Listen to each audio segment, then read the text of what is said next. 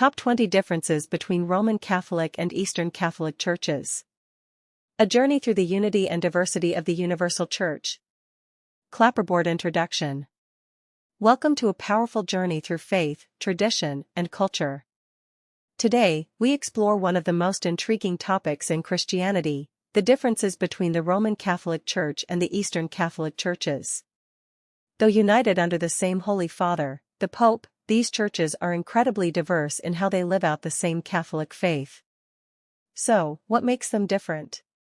What do they share? And why does the Catholic Church allow such diversity? White heavy checkmark like, share, and subscribe if you found this inspiring. Comment below, which of these differences surprised you the most? Hit the bell icon to explore more videos on faith, history, and the richness of the Catholic tradition. Let's dive into the top differences between Roman Catholic and Eastern Catholic churches, uncovering history, liturgy, governance, and spirituality that span continents and centuries. 1. Liturgical rites, many rivers, one ocean. The most visible difference lies in their liturgical rites. Roman Catholic Church primarily uses the Latin Rite. The most common form today is the Novus Ordo Mass, post-Vatican II. There's also the traditional Latin Mass, Tridentan. Eastern Catholic churches. There are over 20 Eastern Catholic churches, each with its own ancient rite, including Byzantine, Alexandrian, Antiochene, Chaldean, Armenian, and Maronite. These liturgies are not mere variations, they're deeply rooted in apostolic traditions that evolved in different geographic and cultural settings, from Rome to Antioch, from Alexandria to Armenia. 2. Historical development, East and West, two lungs of the Church. The Roman Catholic Church grew from Western Europe, heavily shaped by Roman law, Latin language, and centralized governance. Eastern Catholic churches often trace their roots back to the earliest Christian communities in the East, places like Syria, Egypt, Ethiopia, and Mesopotamia. Some were Orthodox churches that reunited with Rome, keeping their identity while recognizing the Pope's authority. Thus, the diversity we see today is the result of both unity and reunion. 3. Language of worship, the voice of the people. Latin Rite, worship is typically in the local language, though Latin is still used in traditional settings. Eastern rites maintain ancient languages like Greek, Church Slavonic, Syriac, Guizi, Ethiopian, Arabic, and Coptic. These languages are sacred and poetic, linking worshippers to the original expressions of Christian faith. 4. Style and structure of the liturgy. Roman Catholic emphasizes order, clarity, and a balance between scripture and sacrament. The homily is central, and the congregation participates in structured responses. Eastern Catholic liturgies are longer, deeply symbolic, and heavily chanted. The Divine Liturgy of St. John Chrysostom is a prime example, filled with incense, processions, and mystery. Eastern liturgy feels like a glimpse into heaven, where time slows down, and worship becomes eternal. 5. Church architecture and aesthetic. Roman churches often use Gothic or Baroque architecture, featuring statues, altars, and stained glass windows. Eastern churches use domes, arches, and icon screens, iconostasis. The sanctuary is separated, symbolizing the divine mystery. In the East, architecture is theology in stone and paint.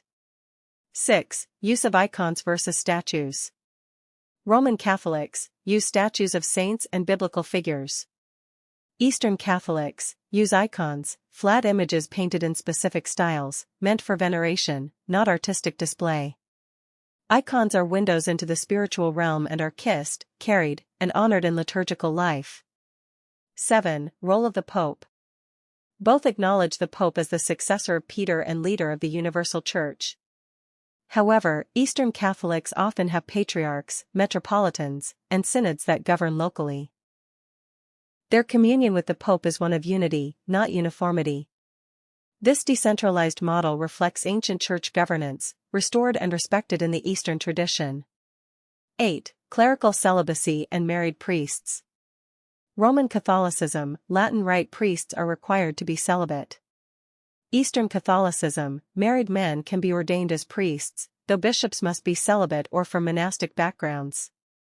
This practice, rooted in apostolic tradition, affirms the dignity of both celibacy and marriage within the priesthood. 9. Baptism, Confirmation, and Eucharist.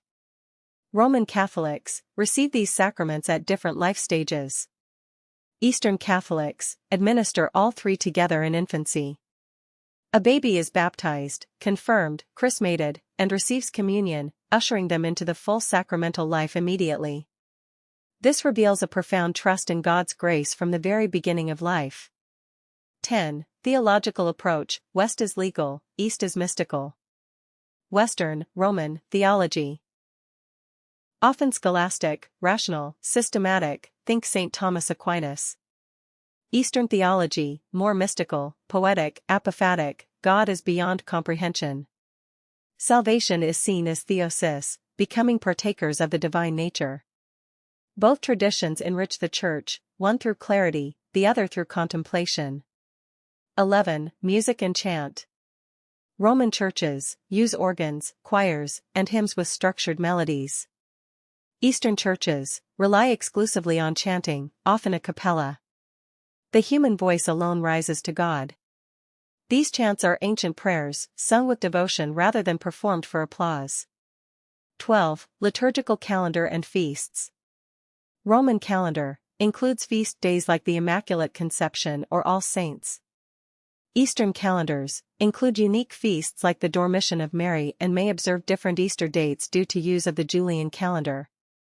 While calendars may vary, the spirit of celebration is the same. 13. Vestments and sacred garments. Roman priests wear chasubles, albs, and stoles. Eastern priests wear epitrachilion, phalonion, omophorion, and mitres with rich embroidery. Their vestments mirror the royalty and majesty of heaven, reminding the faithful of their sacred encounter. 14. Governance and decision-making. Roman Church centralized decision-making under the Pope and the Vatican. Eastern churches, more synodal, decisions are made by assemblies of bishops and clergy, reflecting early church structures. This model fosters dialogue and autonomy while maintaining unity in faith. 15. Cultural identity and evangelization. Roman Catholicism evangelized across Western Europe, the Americas, and parts of Africa. Eastern Catholicism preserved ancient Christian identities in the Middle East, India, Eastern Europe, and Ethiopia, even under persecution and isolation. Each church is a witness of the gospel in its own tongue, food, dress, and customs. From the incense-filled churches of Lebanon to the candlelit cathedrals of Ukraine, the faith wears many faces, but one heart. 16. Marian devotion and imagery. Roman Catholics emphasize Mary as the Immaculate Conception, Queen of Heaven, and Our Lady of Fatima/Lord. Marian devotions include the Rosary, May crowning, and various apparitions. Eastern Catholics venerate Mary as the Theotokos, God-bearer, and celebrate feasts such as the Protection of the Mother of God, the Annunciation, and the Dormition. Devotions are deeply embedded in the liturgy, especially through hymns and icons. Though titles and practices may differ, both hold Mary in profound reverence as the Mother of the Church. 17. Art and sacred expression. Roman Catholicism leans toward realism in sacred art, statues, Renaissance paintings, and depictions of the Passion with emotional expressions. Eastern Catholicism follows strict iconographic rules. Icons are symbolic, stylized, and not about realism but revelation. Even colors and body positions carry theological meaning. In the East, art is prayer, a theological tool to lead souls into contemplation. In the West, art is catechesis, teaching the faith through beauty. 18. Saints and canonization process. Roman Catholic Church follows a centralized canonization process overseen by the Vatican's Congregation for the Causes of Saints. It includes stages like Venerable, Blessed, and Saint after verified miracles. Eastern Catholic churches, while they respect Rome's process, they also honor saints from their own traditions, many of whom were venerated long before formal canonization was standardized. Saints like Saint Ephrem the Syrian or Saint Gregory of Narek are cherished deeply. This shows how holiness is not confined to one path or process, but blossoms wherever Christ is followed. 19. The role of monasticism. Roman Catholicism has a rich tradition of monasticism through orders like the Benedictines, Franciscans, Dominicans, etc., each with a specific charism, mission/focus. Eastern Catholicism. Monastic life is central to the spiritual and liturgical here. Heartbeat. Monks and nuns often serve as spiritual guides for both clergy and laity. Many bishops come from monastic backgrounds, especially in Byzantine tradition. In the East, monasticism is not just a calling, it's the spiritual powerhouse of the Church. 20. Mission and modern challenges. Roman Catholicism focuses on global evangelization, social justice, interfaith dialogue, and moral teaching in a rapidly secularizing world. Its institutions, schools, hospitals, and charities are vast and impactful. Eastern Catholicism often operates in minority settings, facing persecution, displacement, and marginalization, e.g., in the Middle East or parts of Africa. Yet they remain resilient witnesses, preserving traditions and faith amidst hardship. Together, both lungs of the Church breathe the gospel into the world, one through global reach, the other through heroic witness. Final thoughts: one faith, many faces. The Catholic Church is not a monolith, it's a living mosaic. Whether Roman or Eastern, its traditions sing in harmony to the glory of God. The differences we explored today don't divide, they enrich. They invite us to see unity in diversity, beauty in difference, and strength in communion. So the next time you walk into a Roman cathedral or an Eastern divine liturgy, know that you are part of a universal family, ancient, diverse, and filled with grace. Conclusion: diversity within divine unity. The Roman Catholic and Eastern Catholic churches may differ in many ways, but their unity is not weakened by diversity, it is made stronger. Like different instruments in one orchestra, they harmonize into a symphony of worship, truth, and sacred tradition. If you're Catholic, this should inspire you to explore your brothers and sisters across rites.